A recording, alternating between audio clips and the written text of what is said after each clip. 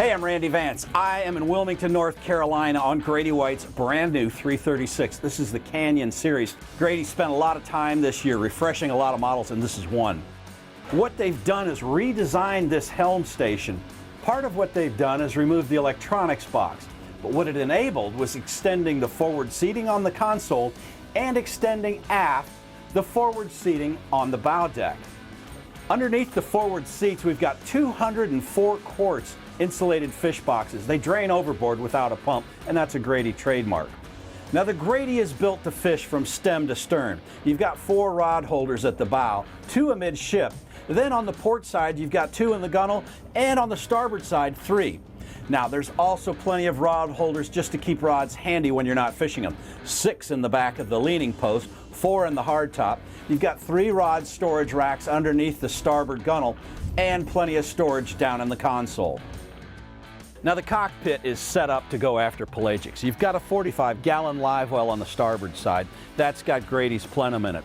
On the port side is a 26-gallon live well. Now, that's an option. Standard there would be a rigging station with a cooler. On the transom, you've got a freezer box by Dometic and a rope locker on the port side. Now, Grady's built plenty of places to hold tackle and tools, like that drawer. Below it is a box that holds 4 3600 Plano tackle boxes. You've got tool holders in the back of the leaning bar. You've got a spot on the starboard side of the console for your favorite lures and tools, and a drawer on the port side of the console to keep more tools. Now, there's plenty of comfortable seating on board the Canyon 336. In fact, this boat is as comfortable as it is fishable. Now, you've got fresh and raw water on the port side. That's to clean up the deck after you've caught some fish. You've also got a freshwater shower on the leaning post to clean up after rigging bait. I like the fact that they put a hot and cold shower, and that's going to be nice when you're coming in off the beach. Now, you've got 3 boarding options on the boat. Either the port side door or the transom door are going to be handy when you're fishing trying to pull in a big fish. When you're boarding from the dock on the starboard side, there's a handy step that folds out from under the gunnel. Now, for the hardcore anglers, you're going to want to be able to tuck your toes under these tow rails. There's some on the port and the starboard side. That gives you better footing when you're gaffing. They've also made a place to stow the cannonballs for your downrigger. King fishermen are going to love that. Now, one of the benefits that you get from the refresh of the 336, in addition to this extended seating, is better access as you walk around the boat. I also like the fact that you've got stainless steel grab rails. There's never a place you'll be walking that you don't have a secure handhold. Now, the cruise seating is extremely comfortable, and we like the lounge backs, but when you go back to fishing, fold them against the coaming pads, and you've got plenty of access to this large casting deck. You have a freshwater outlet on the starboard side and a raw water outlet on the port. Lastly, this center platform can be raised up to be a cocktail table. And if you want shade up here, Grady-White does that as well. Now, in the redesigned Helm, Grady-White's given you more headroom and more usable space. There's a large double berth forward, which also converts into a lounge.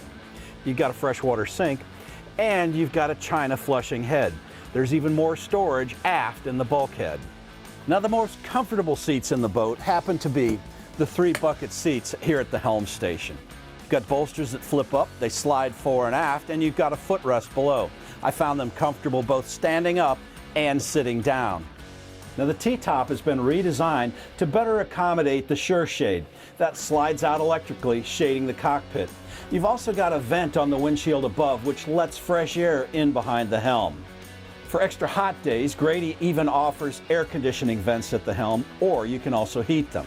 Now, you wouldn't want to go through this boat without talking about the awesome performance of the XTO offshore outboards. They're 425 horsepower each, direct fuel injected for extra efficiency, and they have electric steering built right into the motor. There's no hydraulics, it's smooth and easy to control.